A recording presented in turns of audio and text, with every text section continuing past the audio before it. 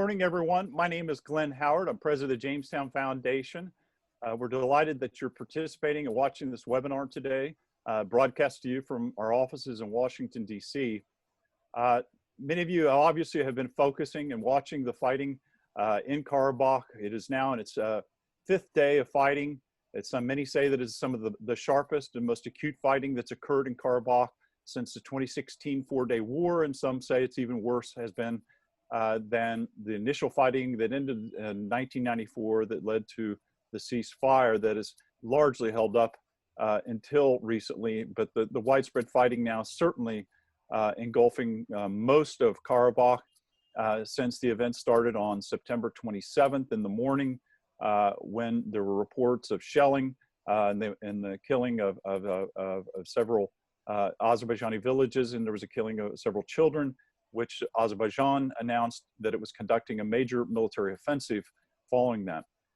Events in July obviously were very heightened with the killing of a drone attack and of a Azerbaijani major military general, that was killed in some of the fighting that was not fought in Karabakh, but also fought in some areas outside of Karabakh for the first time ever. So it is very interesting now that we have this discussion. We wanted to bring to you kind of some perspectives from Baku on the situation. We have three distinguished experts joining us today. We have Farid Shafiev, who is chairman of the Center of Analysis of International Relations in Baku, a new think tank that's becoming very predominant in Baku. He's Dr. Shafiev was educated at Baku State University. He served as an ambassador to Canada. He worked in the Azerbaijani Foreign Ministry. He has had numerous postings, and he's also been very much involved in actively writing about the Caucasus. He has a PhD from Carleton University in Ottawa. Also joining us today is none other than Jamestown board member Matt Bryza. Many of you know Matt from his long distinguished diplomatic career. He formerly served as U.S. ambassador to Azerbaijan. He spent 23 years total as a U.S. diplomat. He's had many different assignments, but most importantly, he's served from 2005 to 2009. He served as Deputy Assistant Secretary of State for Europe and Eurasia with responsibility for Eurasian energy, South Caucasus, Turkey, Greece, and Cyprus. He was also very much served as the U.S. co-chair of the OSCE Minsk Group mediating the Karabakh conflict. And he also served as mediator in the Cyprus, South Ossetia, and Abkhaz conflicts. He's also served in the White House and the National Security Council. We're delighted that he's also going to be joining us today. Matt is a longtime observer of the conflicts in Karabakh and has vast expertise. He's joining us from Istanbul, Turkey. Our next speaker is none other than Thomas Goltz, who's joining us from Livingston, Montana. He's an author, an academic, and adventurer who specializes on Turkey, the Middle East, and the Caucasus. I think if there's any conflict in the North Caucasus, any conflict in the Caucasus, Tom has certainly been there. He's been served as a journalist, written about the wars in Chechnya. He's also been in Georgia, Abkhazia, and in Karabakh with over 40 years of information sharing and experience. For me, most importantly, other than the fact he was born in Fargo, North Dakota, born in Japan and then was raised in Fargo, North Dakota, is his seminal work. Many of you probably are familiar with it. Azerbaijan Diary is considered one of the landscape books on the Caucasus and the fighting in Karabakh in the 1980s and early 90s. So we're delighted that Tom is also joining us here today to share his expertise and kind of perspectives on the situation. He's currently writing a new book called Turkey Diary to follow all of his other previous books on the Caucasus, but this will be about Turkey. So I am now going to turn the floor over to Farid. Farid, we have been watching a lot of the fighting going on. We have seen basically a lack of interest in resolving the conflict by the United States. We've been kind of stagnant in our efforts to up the game diplomatically in the Caucasus. Some would say it's even been ignored. Azerbaijan has been consistently trying to and patiently trying to endure the situation with the Madrid principles that were enacted, and then the new Pashinyan government coming in, and then basically distancing itself from the Madrid principles and the OSCE negotiations. And so We have certainly seen an upkeep in terms of the fighting and between the two countries. So Farid, please give us a perspective of what is happening, how you see the situation in Baku, and what is happening now. Yeah, well, just briefly about what happened before, how we came to this situation, because this is important to know and to understand how long it might continue. Well, the history of the conflict is quite long, and each side claims historical rights on Nagorno-Karabakh, and actually Nagorno-Karabakh is the Russian invention, because historically it was one Karabakh, the valley, low Karabakh, and mountainous, which Nagorno means in Russian, mountainous. But it was created by the Soviet Union. So in the end of the Soviet Union, Armenians claimed this territory, and it was indeed very important for understanding that the movement of Armenians in Nagorno-Karabakh began with the slogans of unification, miatsum in Armenian. So basically, they wanted to join Armenia. So it's the expansionist project. When two countries became the independent, the tactic has changed. They started speaking about self-determination. I believe it's quite purposefully, because the territorial expansion is not well received by the international community, while self-determination sounds very nice. So we had war, and Azerbaijan lost the territories to Armenia during the civil unrest in 92, 93. And Security Council, United Nations Security Council, adopted 4 resolutions which reconfirmed Azerbaijan's sovereignty over these territories. These days, if you read the many major Western newspapers, the major media outlets, they emphasize about some bit history, the current situation, but I don't know whether it's specifically or purposefully, for whatever reason, they, on many occasions, they skip mentioning that the United Nations Security Council 4 resolutions. They reconfirmed Azerbaijan's sovereignty over Nagorno-Karabakh and our occupied territories, and they demanded unconditional withdrawal of all occupying forces. So now the Armenians saying we are not in those resolutions. Well, the resolutions mention them, but we have, from the legal perspective, a very important document by European Court on Human Rights in 2015. In the case Chiragov versus Armenia, when the European Court, made the decision highlighting that it's Armenia which effectively controls the all occupied territories of Azerbaijan. I emphasize the international law. I believe that's the basis, foundation of the resolution of the conflict, because we've known from the very dark and very tragic European experience, when based on some historical documents and whatever, the narratives, mythology, the Germans claim Sudeten land from Czech Republic or from France, Alsace and things like that.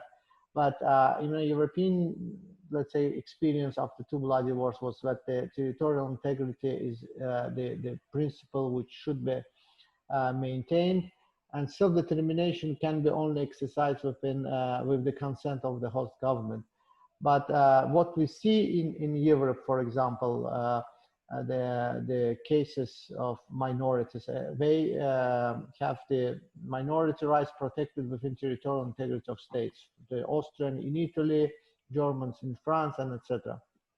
So since 1993, or even earlier, since 1992, March 1992, Organization for Security and Cooperation in Europe, at that time it was conference.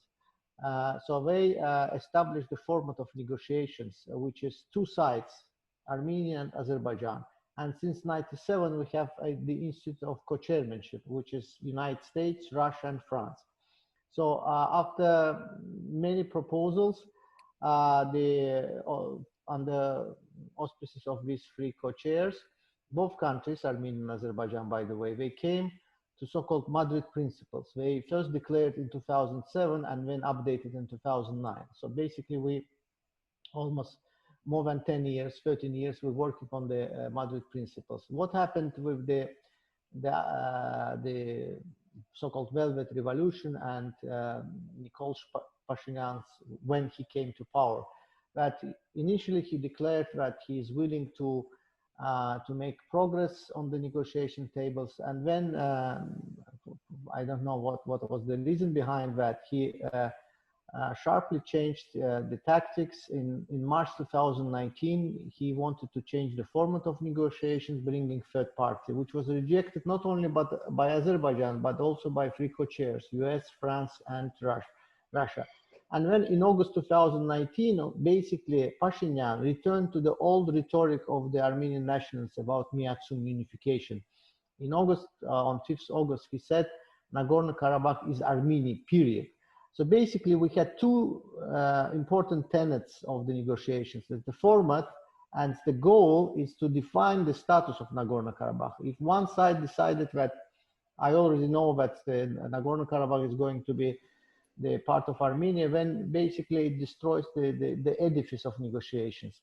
And even worse, in this year, in March, and then in April, repeatedly, the Armenian side denounced the moderate principles. So basically, the whole work of 13 years work was thrown into, trash bin. So we came to the dead end to the negotiations. This is very important fact. When now we hear the call from the United Nations Security Council, from international organizations, and today president of three co-chairs countries, United States, France, and Russia, they call to resume negotiations to end hostilities. The question, what kind of negotiation we should resume? Because the Armenia first, they wanted to change format. Second, they denounced the Madrid principles. Should we work in our 13 years on the new document? And third, the Armenia still, for the resumption of negotiations, they put 7 preconditions. One of them is to change the format. So 7 preconditions in our document. So the mood in Azerbaijan that the negotiations is useless and endless without any hope that we will reach some sort of consensus. Now about the military action itself, people, sometimes the experts, they ignore the fact that it was the Armenia which in March 2019, the David Tanoyan, the Minister of Defense of Armenia, speaking in New York in front of the Armenian community, declared new concept, a new military doctrine, new war for new territories. So this government, though they declared sort of the liberal course, they, in terms of the conflict resolution, they even pick up the hard line, even worse than the previous president, Sarkisian, and the Kocherian. So we had clashes in Tovuz, which is outside of the Nagorno-Karabakh region and occupied territories. Some experts saying, they blame each side, okay. But in Tovuz, which is a border region, international border region, Azerbaijan doesn't have any military advantages because once it's attacking, it's basically crossing the Armenian territory. That's why Azerbaijan refrained from the, let's say, significant offensive operations in Tovuz in July. I think because of that, Armenian took it as a sign of weakness. So rhetoric became very militaristic, and the Tovuz clashes made some people in Armenia believe that. Excuse me for interrupting. When you say that they interpret as a sign of weakness, what are you exactly referring to? The fact that Azerbaijan didn't militarily respond in Tovuz in July? Yes, the general was killed. The colonel was killed. We had more the casualties during Tovuz, and we didn't made some advancement like we did in April 2016. So then in negotiations there is more military posture from Armenian side, and there are some provocations, the settlement of Lebanese Armenians made situation what we have now. So this time Azerbaijan, and sometimes they're trying to portray that it's the President Aliyev initiative. No, believe me, July 14th, big demonstration in Azerbaijan, the public, they actually accused the government in inaction. It was coming from the down, from the grassroots. It's not like some leaders decided let's go and start the war, because the leader of the country, he is putting basically the whole his political baggage, the career, into that. So the pressure was coming from the public. 1 million refugees. Somebody says it's 800. Doesn't matter. We have the 100,000 refugees, and the inability to reach the consensus within the Minsk process, because the Armenians, after so many years, abandoned Madrid principle. That's the reason of today's situation and escalation. And speaking frankly, I believe this time, Azerbaijan will make really the large scale. I mean, it's doing large scale operation, and it's not going to end lightly. So briefly, I'm happy to elaborate on some other points. Okay. Well, thank you for that overview. I'm going to turn the floor over to Matt Bryza, who's just joining us. Matt, please give us kind of your perspective diplomatically on the situation. You have given some interviews recently where you've talked about an action-reaction cycle now, and that the war, because it's not returning to the framework of 2009, and Pashinyan had said that he was not going to go back to that framework.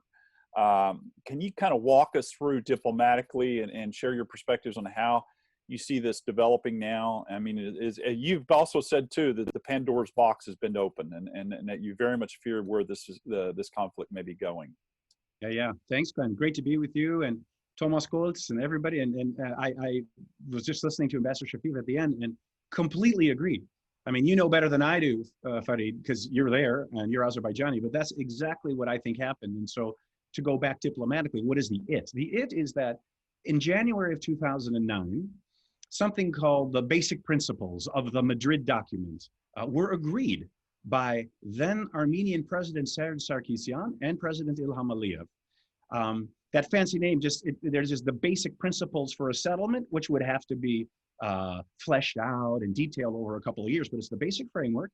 And it's called the Madrid document just because we, the co-chairs, put these ideas on the table at a meeting, foreign ministerial meeting of the OSCE in Madrid in 2007. So these principles, as I said, were preliminarily agreed by the leaders of Azerbaijan and Armenia in January 2009. Of course, they said, we have a lot of important details that still need to be finalized. And so that gave them space and time to try to convince their respective countries that the compromises they were ready to agree to would be acceptable. And they were pretty dramatic compromises. So I'll tell you what they are, because this is, I've spilled these beans before, and this is now generally known. So the basic principles say, they begin from the premise that it is not possible to negotiate on Nagorno-Karabakh from the starting points of Azerbaijan and Armenia, because Armenia says, we're not even going to have a negotiation unless you agree that Karabakh is independent. And Azerbaijan has always said, we're not going to begin a negotiation unless you say Nagorno-Karabakh is part of Azerbaijan, as international law dictates. So since that's an unresolvable, legalistic and political dispute, best is to park that to the side, worry about it later, and then change the situation on the ground to make war as unlikely as possible, and then lay the foundation to deal with that toughest issue later. Make constructive ambiguity and time your friend.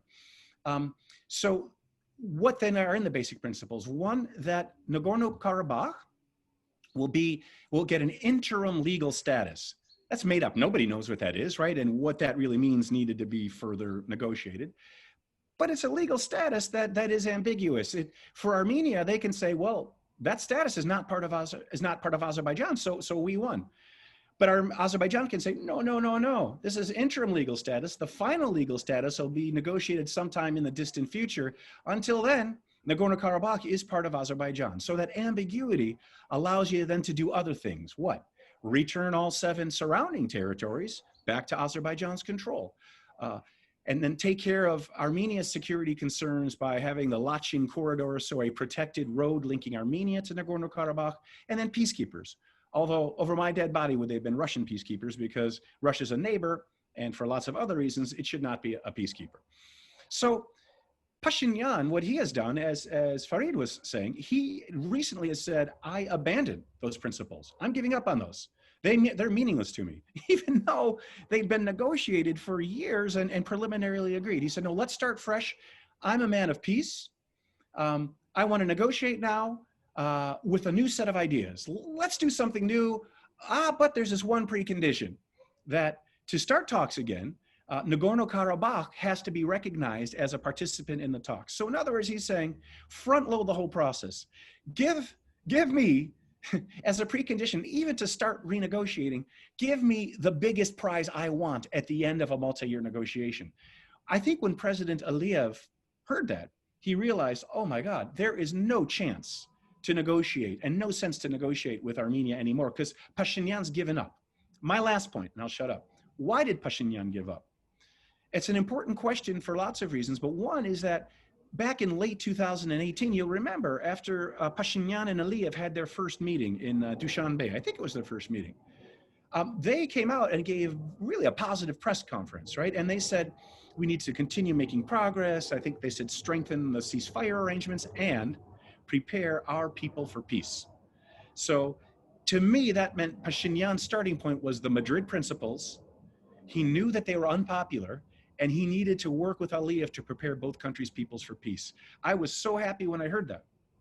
During the course, though, of the subsequent, whatever it is, 18 months, almost 2 years, I think Pashinyan came under tremendous political pressure domestically.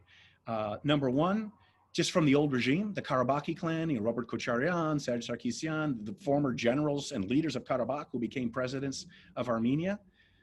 Number two, Moscow, who can't stand Pashinyan because he's their Putin's biggest nightmare, right? A popular political figure from outside the old system that overthrows the old regime through street protests. That's one of Putin's greatest fears. He doesn't want Pashinyan around.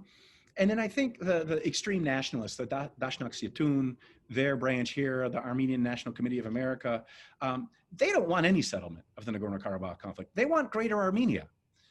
If there's a settlement, they're worried that as the situation becomes quiescent, then there won't be a chance to recover those, in their mind, lost Armenian territories in what is today Turkey. So I think having no real political movement and no political real organization, Pashinyan never consolidated his strength, and he was convinced or compelled to do a 180 and abandon what had been negotiated. And that's why President Aliyev, I think, lost faith. And that's why we're at war now. Or they're at war. We're not at war, they're at war. Thank you, Matt. I think that I'm going to come back to you about these diplomatic issues. I want to go to Tom Goltz and Thomas. You've been all over the Karabakh. You've written about it extensively. You have seen a situation that the conflict now appears to be on a very wide front. It goes all the way from the northern part of Karabakh to the southern edge, and we've seen some of the fighting in Fizili. And Fizili was previously had a population of 600,000.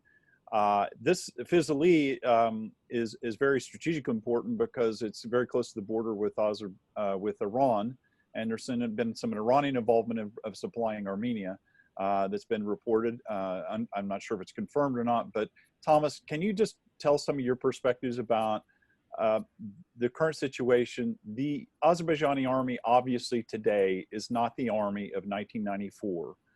They have made significant upgrades and advances in their weaponry, armament, training, etc. So, Thomas, floor is yours. Thanks, and greetings, Matt. Good to see you. Hey, Thomas, great to see you. In any case, let me start at my most recent trip to the region, and I would like to ask Farid, was the population of Fizuli 600,000? That seems large to me. If we're talking about a refugee or ID group, but I don't think the Fizuli, certainly not the city, but even the rayon could be as large as 600,000 for what that is worth. We have other population centers in the north of Greater Karabakh, in the south of Greater Karabakh, of Jebrail, Kubatli, Lachin, Kelbajar, and elsewhere, all the occupied territories. In any case, I was last back in the region in January, February, and March of this year. One of the reasons that I went was because a friend of mine, a decorated wounded veteran, he used to be the military prosecutor of Agdam until he was wounded out of action back in 1993. In any case, he was running as the soldiers' candidate for the elections to be held in early February in Azerbaijan, the parliamentary elections. And he was having rallies down in the Fizuli region. He's a native of Fizuli. So all of these former vets, generals, majors, lieutenants, captains, and others came down to Horades, which they say there's fighting going on right now in Horades. And I came along with a famous singer, Kozak Askerov, who sings Mugam, who's also from the larger Fizuli region, and he was going to provide the entertainment. It was a packed hall. The most surprising thing for me, because I had not been down there since 1994, when the place was completely destroyed. This is on the Iranian frontier on the Araz or Araxes River. And I arrived with the group, and I was shocked to see how much reconstruction had happened in Horades itself. I mean, there was a civic center, there were schools, there was this, that, the other thing. It was obviously a showcase place for the government in Baku, but it was very, very nicely done. We had the rally, and everybody was very enthusiastic about the candidate. And after that, or after a lunch, I was taken on a private tour in a single car down to the very front lines, outside of Fizuli and into Jebrail province, which is just to the west of Fizuli. And that is where the fighting ended in 2016, when the Azerbaijani army, the new Azerbaijani army, had managed to retake little chunks of territory against strategic heights, also the valley going down to the Araz River, and then started this process of reconstruction. The village in Jebrail, which clearly had been devastated in the initial war, 1994, but presumably also in 2016, everybody was off in the streets rebuilding houses with great enthusiasm. That is one point. So there was a hope for the future among these refugees or IDPs who have been brought back to their home villages. The government was supporting them. Once again, obviously, the government was getting propaganda points, but it was real. The individuals had not been forced back into their villages. They desperately wanted to go back to their villages and reconstruct them. Back in 2019, I saw the same thing up north at a place called Gozanli, which is the temporary, quote unquote, capital of Agdam province, because Agdam itself is under occupation and has been since July 1993.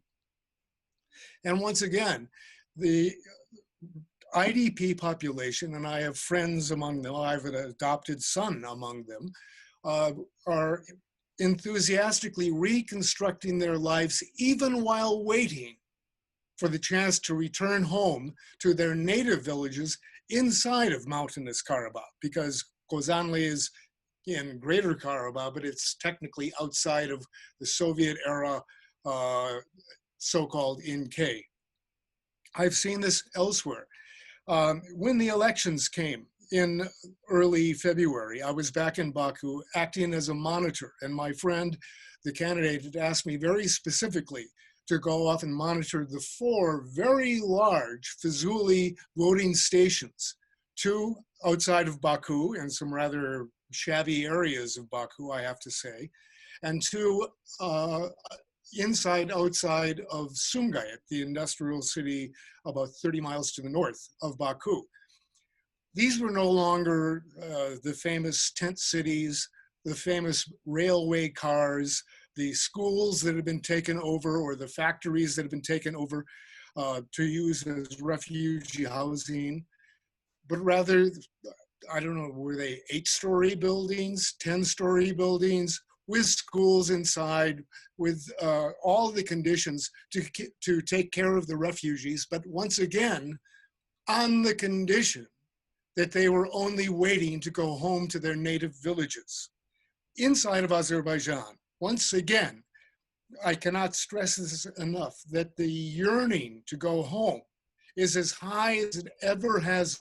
So that is my most recent journey to Azerbaijan. But to fill in some of the stuff that Glenn was asking me to comment on, the situation during the war, which of course I covered for a variety of different news media, between 91 and 94 was quite different. I describe it as the Azerbaijani army, so-called, or militia groups. It was split into all manner of factions, some hopelessly corrupt, others hopelessly idealistic. We're fighting the Armenians with shotguns and Kalashnikovs, and occasionally the odd APC that had been acquired from deserting Russian soldiers. It was complete chaos on the front.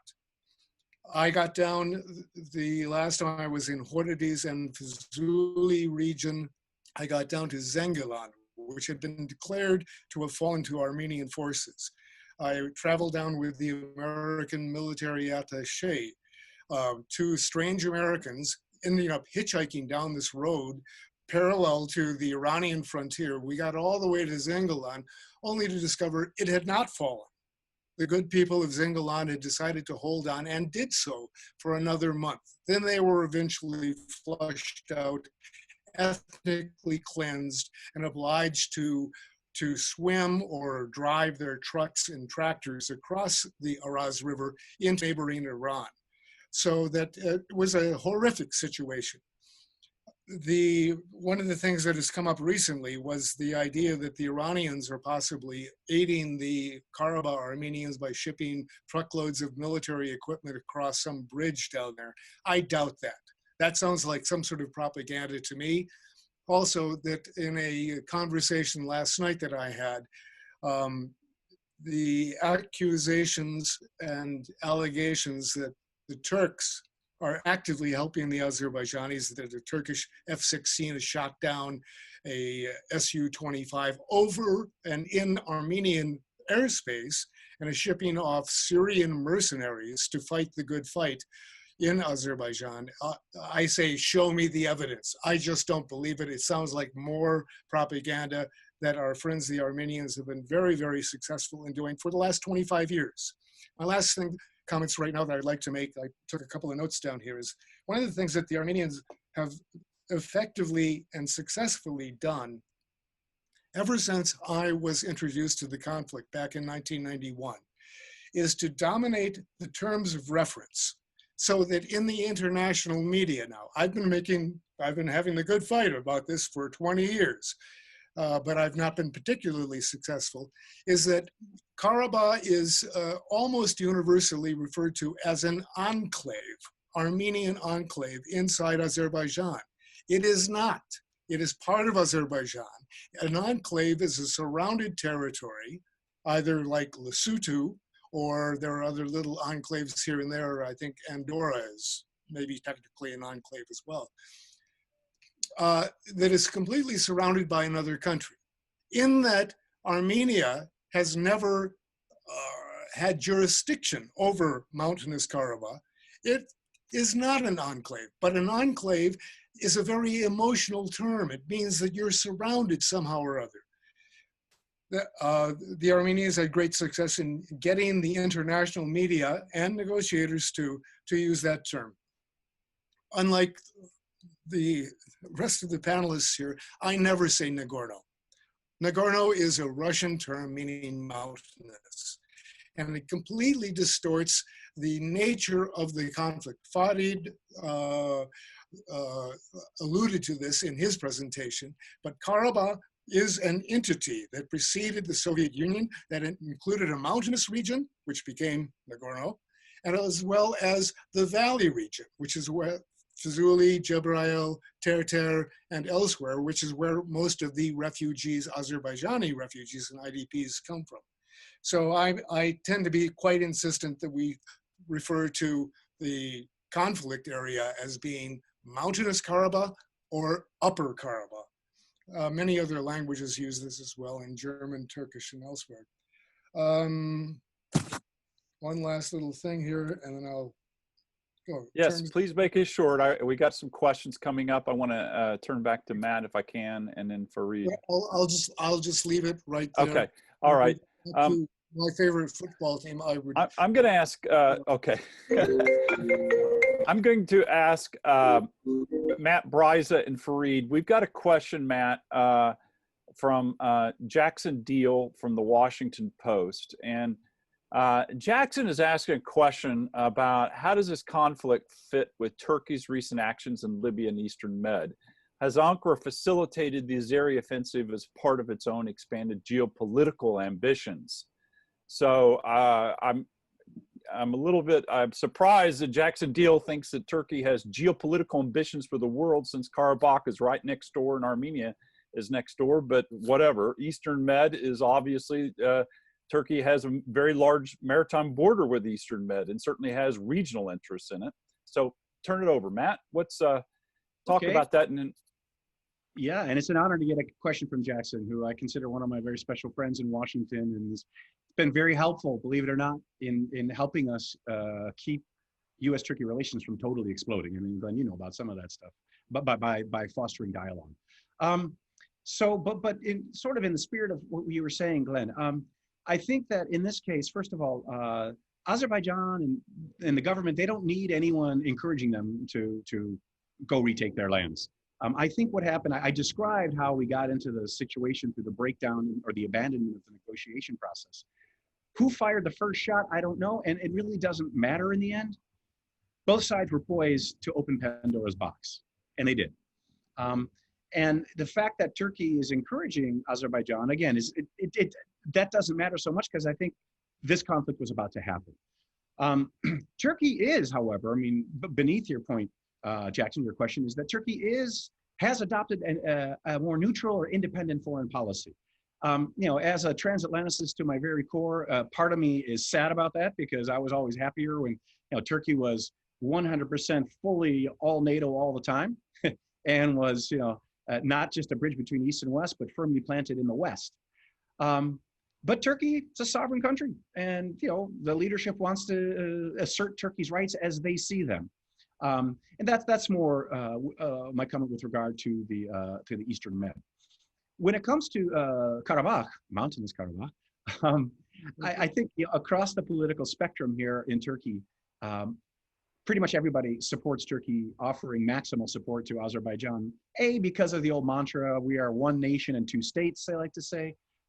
But B, because I think people who know about the conflict realize that, to be honest, Armenia is in breach of international law, right? It's plain and simple. 4 Security Council resolutions from 1993, completely ignored. Yes, those called on both sides to stop fighting, but they also demanded that the Armenian troops withdraw immediately. Nothing's happened. And the fighting now, I think from Ankara's perspective, is on Azerbaijani territory. All of these places are Azerbaijani. Now, if it was true that an F-16 shot down an Su-25 over Armenian territory, that raises the whole conflict to a much higher level of escalation. And that's why I find it hard to believe that Turkey would take such a reckless step to do that. But, you know, it's a story that's out there. The part about recruiting mercenaries, again, in Turkey, it's not an unpopular approach. Turkey is recruiting mercenaries to fight, and has been, in Syria and in Libya, and to great effect. I mean, to NATO's advantage in the case, I would say, certainly of Syria, where it was the Turkish UAVs and then the people, the Syrians, Arabs fighting on the ground, and Turkish forces themselves that fought Russia and the Assad regime to a standstill in Idlib, using one of the most innovative drone strikes of all time. And I think that's not bad for NATO, that the offensive by Assad and Russia was stopped, that thousands of civilian lives were spared, and that Russian adventurism was contained in Syria, and then again in Libya through similar tactics. So yes, Jackson, I mean, sure, Turkey is flexing its muscles and asserting its rights in a more independent or neutral way than we're accustomed to. But in the case of what it's doing to support Azerbaijan, I think Turkish people in general think it's really the right thing to do. Thank you, Matt. Fareed, I wanted to ask you kind of about your perspectives about Moscow. There was a statement yesterday where Lavrov had called for the Azerbaijani foreign minister and Armenian to come to Moscow for meetings, and those calls were rejected. And how do you see kind of the perspective of now? Do you think it's obvious to many that Pashinyan was not well received by Putin, and some may argue that Russia is keeping a distance from this conflict, and some have even argued that President Aliyev wants to create a crisis inside Armenia to bring down the Pashinyan government, who has many recently has put the former Prime Minister Kacharyan in jail. So there's certainly some domestic opposition to Pashinyan, and that this actually could bring it down. But can you just talk about, do you think Moscow is basically going to stand at a distance and while this continues in Karabakh? Yeah, well, thank you for the question. Just briefly, I would like also to address the issue of Turkey. And since we have here the representative of Washington Post, the democracy died in darkness. I wonder why, and my PhD in Canada, which I did, by the way, done on this bias of the media, of Orientalism. And, so many times we try to reach out to Washington Post, to our major newspapers. Recently, Washington Post published, we all know David Ignatius, he is pro-Armenian. Never Washington Post for all these years. I monitor, I sent a number of letters, op-ed dispatches. If it's democracy, it should accommodate both views. I don't see that in Washington Post. It's one way, one-sided stories, the same with some other newspapers like Guardian, etc. So regarding the Turkey, it was not secret that Turkey supporting Azerbaijan. Here the Matt said a very important thing, which also people don't like to speak about: international law, United Nations security resolutions. But question about the Turkey more, let's say, posture in the Caucasus, I question why Armenian leadership in this August, they not only have territorial issues with Azerbaijan, provoke Turkey by raising the issue of Treaty of Serbs, 100 years dead treaty, which contains some closures, territorial claims to Turkey. So that was the come from both Pashinyan and Armenian president, who said that we need to revive this Treaty of Serbs. I think the Armenian leadership somehow confused the capacity of its, the state. Regarding the Moscow, we all know that after April 2016, Russia pressed to end hostilities. And yesterday, actually, the president of Azerbaijan, he alluded that I was waiting, I received some promises, and I believe these promises came from Moscow, that Moscow is going to engage more productively in terms of the reaching some of the results of in the negotiation process, and was question about 5 regions outside of Nagorno-Karabakh, which would have created a much more conducive situation to the peace. But the maximalist approach of Armenia, no, we are not going to surrender anything, not only Nagorno-Karabakh, but the other regions outside of Karabakh, led to the dead end. And now I think the Moscow is a bit, first of all, they don't know how to approach us, because Putin already in April 2016 promised Aliyev that it will be more substantive steps. That's the one thing. The second, of course, the Turkey, now, it's, I think, sort of the Turkophobia, in the Western media, they all speak about Turkish factor. Nobody speaks that from the beginning of conflict, Russia was actively participating in the conflict, and mostly on the Armenian side. There was some brief periods, we should acknowledge, when not actually Russia, but the Soviet Union, the Soviet authorities was on the Armenian side. It was summer '91, and that's it. But Russia was delivering weapons, 97 and all these years. And I think the last case, Tovuz, was really a very, how to say, maybe surprising, the not right term for Aliyev, because he put so much hope on on Russian mediation, but instead of mediating after Taus, they delivered military cargo to Armenia. So I think Russia diminished its capacity, I mean the diplomatic capacity, I'm not speaking about military capacity, diplomatic capacity to mediate more actively. And second, militarily, yes, now we have the Turkish factor, which is balancing Russian role. But third factor, of course, all these years, Russia pumped a lot of investment money into our Armenian economy, also the militarily hardware, etc. And definitely the people around Pashinyan, they may be thinking, okay, we are going to take money from Russia, but we are going to have closer relations with European Union, etc. So that may be also the reason why Russia is currently keeping distance from the conflict. You raised something very interesting about how Turkey is balancing the Russian role. Is that, do you see a point that to where Russia is, as long as Azerbaijan does not take the war into Armenian territory, but continues limited in a limited war fighting in Karabakh? I mean, do you think that Moscow is going to stay in its current position? It's hard to say.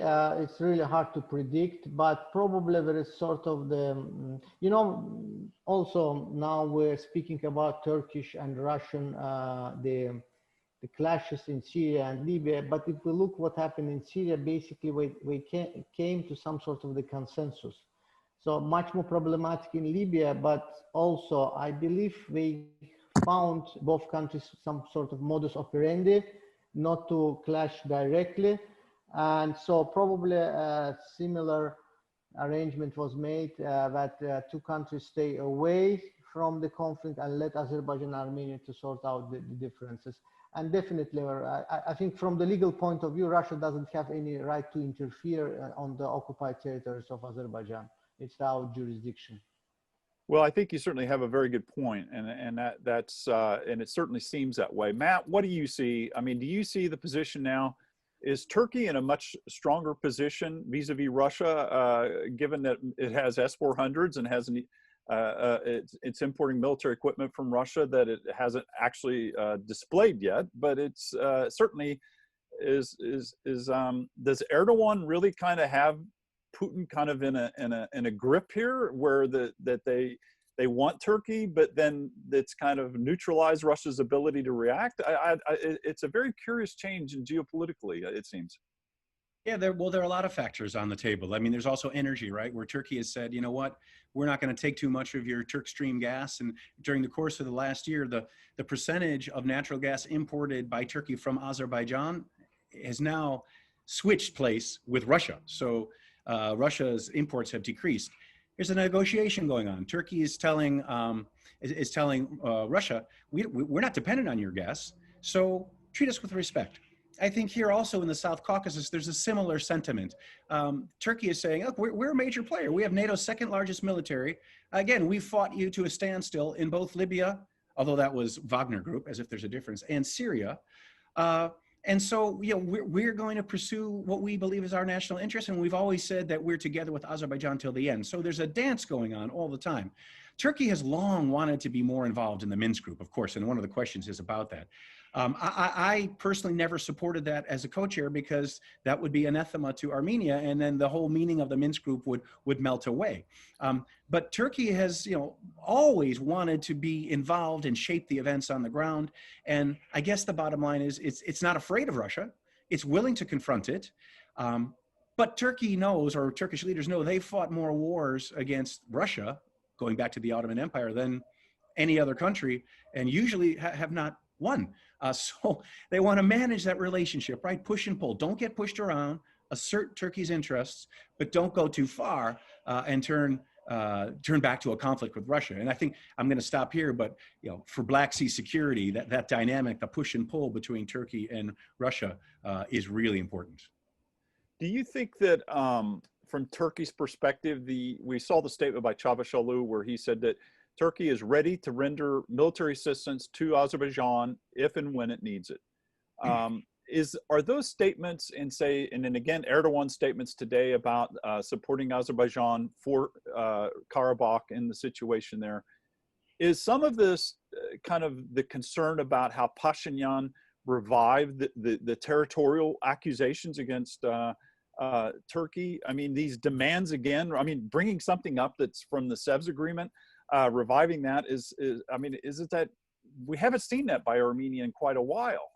And that certainly is raising some eyebrows in Ankara about why Armenia at this time and Pashinyan would be changing position on a border limitation with Turkey to revive border claims against Turkey. It seems hard to believe. It does. I mean, there's a lot there. I'm not sure. I'll just focus on the last part. You asked a lot of really important questions. I don't know, other than to say this upping of demands in a non-traditional way. I mean, going back historically to previous things that have been resolved, is what Pashinyan's been doing for a year. And I think, as I said in my remarks, he's under terrible, dramatic pressure at home, including by the Daşnak Sütun, who don't want a Nagorno-Karabakh settlement, who do want to turn back to the question of Greater Armenia and recovering these lands in Turkey. So what I think it shows is that this grouping, the extreme nationalists in Armenia, are on the ascendancy in domestic politics right now in Armenia. And I mean, there was also a question in the sidebar. Why was it okay that previously the Karabakhis participated in the negotiations, but now at least I was saying that they don't, or if they come in, then that's somehow negative. The answer is that the Armenian side agreed. They agreed during the negotiations, it was Robert Kocharyan, that the Karabakh authorities would no longer participate because he wanted to be in charge, I think, since he's from Karabakh. But nonetheless, that then elicited a concession from Azerbaijan. So you can't pocket the concession and then now say, oh, I'm taking that back. That's not fair, and that leads to a breakdown of negotiations. Sorry, I veered off a little, but they're related in that Pashinyan's going back to previous, in this case, historic, long past Armenian positions that are no longer in vogue, or were no longer in vogue. Farid, what is your take on that? Yeah, I agree that there was a lot of nationalistic rhetoric coming from Armenia, which might provoke Turkey. But also I would like, I mean, if you were referring to recent statements, yesterday Macron made very straightforward statement that France is going to support Armenia and is not going to allow Azerbaijan to retake Karabakh. Basically, it's run contrary to the mediating role, French as the mediators of this conflict. So one of the three co-chairs is taking side with Armenia, contrary to international law, to the United Nations Security Council resolutions 93, which French delegation also voted in favor at that time, because France is the permanent member of United Nations Security Council. So there is kind of, I don't think, you know, again, I see the stigma, I see the stereotypes about, you know, though this conflict is not religious, not cultural, it's ethno-territorial. We know that Armenia has very friendly relations with Iran, etc. But stigma, you know, if something from Turkey coming, it should be, you know, they should be guilty. And that was, you know, Edward Said, the famous anthropologist, said about Orientalism. So that very strongly entrenched in the mindset of media, Western media, and Armenians know how to exploit that. Okay, now with the question I see is the Syrian mercenaries. In 2016, it was about ISIS fighting on Azerbaijan. I mean, we arrested people from Azerbaijan who went to be, into Syria. So it's complete nonsense. So the only looking at Turkey as a, you know, bully, as now saying, and not looking what's doing France now, putting you know, in East Med. It's no role of France. It's the Britain which has, you know, some mandate over Cyprus, etc. So I think let's look also on this side what's going on, and probably today's Erdogan statement might be the response to the Macron statement. You know, it's interesting that there was one observer yesterday that was commenting that France exertion of its influence with Greece in the Eastern Med, and now obviously backing Armenia and demands for a suspension of hostilities, is that France within Europe is positioning itself for a post-NATO Europe. And it's a very intriguing kind of concept that the reassertion of French interests in this region, and it clearly obviously supports Armenia, has been very hostile to Turkey, that you're starting to see these kind of geopolitical assertions in Europe. But that brings a question about Armenia and Azerbaijan, the current conflict, and the fact that the Trump administration has been very kind of quiet and not been very assertive in making statements. And we all saw the statement by Vice President Biden about calls for an end of the conflict and for negotiations. But Trump was also, up until recently, until I think a couple hours ago, I think Margarita Senova sent a statement that there's been a joint statement from the White House along with France and Russia on the situation in Nagorno-Karabakh. But to a certain extent, the United States staying out of it, is that in a way, do you think that this conflict does it help anything by the United States being out of it? And in some ways interfering and trying to something that clearly has not been able to be resolved in 27 years of conflict since this war keeps on going. And I'm curious, do you think there's a certain advantage to that situation where the conflict's going to be resolved militarily? Because as Aaliyah clearly seems to be reading Clausewitz, that it's war is politics by other means. So I'm curious what you think about that. Matt, do you want to weigh in? I mean, is this, you've been watching this? Yeah, of course.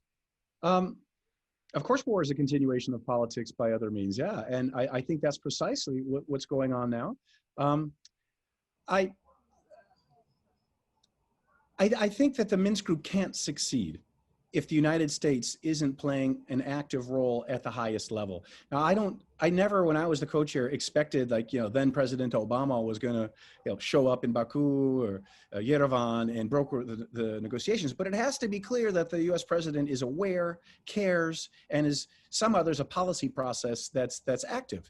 And that's not true. I mean, the U.S. has been, kind of absent from South Caucasus at a senior level since the Obama administration's Russia reset policy, frankly. But you ask a really intriguing question, like, is it advantageous? I think you mean for Azerbaijan, that the U.S. is not there providing a greater break on the system. And I think this is what Russia is signaling. Russia is signaling that Pashinyan should back off. I think if you look at this, the statement that Margarita circulated, right? What it essentially says are two key components: stop fighting, even-handedly, right? And then return to the negotiations with no preconditions. That is a message, I think, from Moscow to Pashinyan to drop his preconditions I was talking about in my original intervention and just negotiate now, or you're going to lose a bunch of territory. I think the U.S. side isn't maybe not aware of all those intricacies, and instead the statement by both the Minsk Group co-chairs and then in general by the State Department and others is vanilla. It's what, and I kind of hate these statements. It's also the typical European Union statement, stop fighting and start talking. That would be no news, except that this is what Russia is saying as well. A treaty ally of Armenia is saying, you stop fighting too, and drop your preconditions to go back to negotiations. That's remarkable, but it's the Russian statement that's really quite remarkable. Otherwise, I think if the U.S. is not absent, I think Azerbaijan's going to press the military advantage until it feels it's recaptured as much territory as it needs to make a political statement back at home in Azerbaijan and quell the instability that Farid was referring to, and territory, though, that it can hold and that Armenia won't be able to take back. That's it. Farid, do you have any comments or? No, I think Demetrius made quite extensive comments. No, I don't have. I'm going to ask Tom Goltz a question. There seems to be a lot of reporting. He alluded to this earlier, that there are certain types of statements are made by the Armenian side talking about Syrian mercenaries. I know that Thomas, when you covered the war, they were talking about Afghans in Karabakh. Chechens, Shamil Basayev running around. And you started seeing these comments and accusations. Turkish F-16s were shot down in Armenia, or there are Turkish F-16s shot down Armenian planes.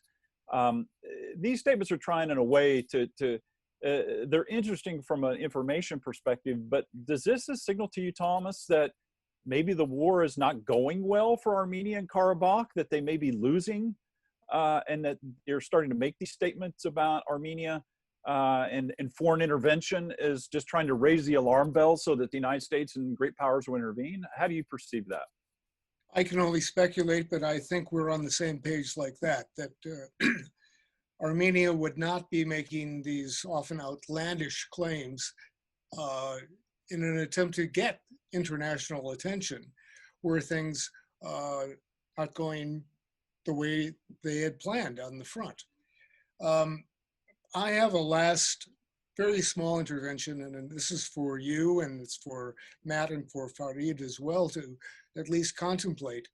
With a, let's presume, a new Democratic Congress in the United States, I'm not going to refer to the president, is there a possibility that all the cutbacks on the notorious Article 907 will be restored and that sanctions will be applied to Azerbaijan? And is that meaningful at this point, given Azerbaijan's robust economy in the year 2020, when 907, of course, was applied? It was flat on its back in 1993. Is that even worth thinking about, talking about? Whatever happened to 907, because it's still on the books, theoretically. There Thomas, was an yeah, go ahead. No, please. You're the guy on the ground there in Washington, dear one. Yeah. Oh, no, I'm just saying that there was an exemption to 907, and that many people, Senator Menendez was claiming that and arguing again that the U.S. was using these exemptions to ship military assistance to Azerbaijan. And everybody knows that Azerbaijan is purchasing weapons from all over the world, including from Israel. And it's Israeli anti-tank weapons that are being used in Karabakh against the Armenians. So there's a military relationships going on here, and it's not just exclusively to the United States. But my point is that the United States doesn't really have a lot of leverage over Azerbaijan. I mean, in order to have leverage in a conflict and to force Azerbaijan to do something, you have to have something in terms of a relationship with the country, and the Obama administration and the Trump administration largely ignored Azerbaijan in the Caucasus to a certain extent. And I'd say it's much worse now, but they've ignored it. Now it's back in the headlines. So go ahead. I just wanted to. It sounded like, Thomas, what you were saying was if there's a Biden administration, might they actually toughen up the restrictions? Is that what you're saying? Yeah. And exactly. Yeah, I haven't seen and asked anybody on the campaign about that, but it's totally plausible. I mean, you know the mood, even though you're in beautiful Montana, probably the mood in Washington, as reflected in Jackson's question and many other questions that have come in. The Turkish brand is toxic in Washington, yeah, and the Erdogan brand, and so it's not good news for Azerbaijan to be seen as joined at the hip in a military operation with Turkey. That politically, domestically, I think that will could impose a cost, and it could lead a President Biden who's familiar with the region. He has his views, not exactly pro-Turkish. So yeah, I think it's plausible. But I haven't heard anybody mention that yet. If I can make, go ahead. We don't have time, and speaking frank, I have another webinar in 30 minutes. The Turkish-American relationship, I believe it became too much entangled into personalities. I think United States, was with one-sided treatment. But leaving that aside, at this point in Azerbaijan, yesterday Macron made statement, and I was expecting that the government will make some statement about that. I'm a think tank, government-funded think tank, yes. but a bit outside of the government. So even I checked, okay, I made some comments about Macron, and I had one conversation with some of the government officials, so it was just ignore, you know. We are not at this point, after 26 years of negotiations, ceasefire, they're having all these refugees, complete inaction of the international community, disregard to international law. You know, I don't think anything will stop us. I mean, except some military involvement of third parties, but no statement, no amount of sanctions, or, you know, because the Macron is threatening with EU sanction, etc. So we'll stop the, this is the moment for us, is moment of truth. We were expecting for a long time, and we'll just go for it. And I know this, as I said, stigma against Turkey, how it's seen. I mean, the government is going to ignore it. I've been also asked a question about our foreign policy and too much influence of Turkey. I don't think that will be compromised, especially if we speak about our relationship with Israel. So the Turkey also knows about some of the priorities of our government. So I don't think they might will be some major change in our foreign partners. Thank you. Matt, do you have any parting comments? Thomas, any parting comments, observations from today's event? Thanks for having me. Yeah, it's a pleasure to have a guest from Livingston, Montana. Matt, parting comments? Yeah, it's great to be together. I'm reading the chat, and yeah, okay, I think it's true. You know, next time maybe we can convince somebody who's pro-Armenian to join, who's, you know, demonstrably so. Okay, I know whoever made those comments thinks I'm pro-Azerbaijani. Look, I was a mediator for a long time, and I was always neutral, even if some people in the Armenian National Committee of America wanted to claim otherwise. I just said the last question was, I mean, to me was specifically about the latest statement by President Macron that said France will not let Azerbaijan retake its territory. I hadn't heard such an extreme statement. It's you know, not for President Macron to decide what Azerbaijan does. He sounds like a viceroy if that's what he's actually saying. But I do think if that really is what he said, then it's quite difficult to imagine how he can be the head of state of a co-chair country. That's just, that's not acceptable. But I don't know that he's, yeah, sorry. No, that's a great point. I mean, and I think you can't look at the situation with France's position towards the Caucasus conflict in Azerbaijan without looking at the Eastern Med, and they're all integrally connected. Listen, we want to thank everyone today for watching the program. Thank you very much. It's our great privilege and pleasure. We'll be keeping everyone posted on the situation in the Caucasus in the weeks ahead, and we look forward to seeing you again. Thank you for joining us today. Thanks.